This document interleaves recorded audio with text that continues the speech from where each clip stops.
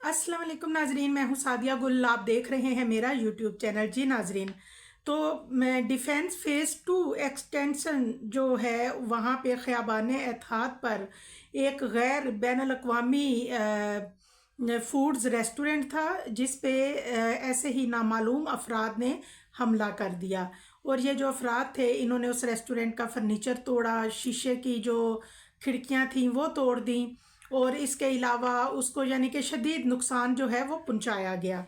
और नाजरीन, थोड़ी ही देर में जो पुलिस है उसकी भारी नफरी और रेंजर की नफरी जो है वो डिफेंस में पहुंच गई और वहाँ पे एक सिक्योरिटी इश्यूज़ को मद्देनज़र रखते हुए एक बड़ी जो नफरी है, भारी नफरी रेंजर और पुलिस की वहाँ पे तैनात कर दी गई है, क्योंकि ख़दशा ज़ाहिर किया गया है कि यहाँ पे मज़ीद ऐसे हमले जो हैं वो हो सकते हैं।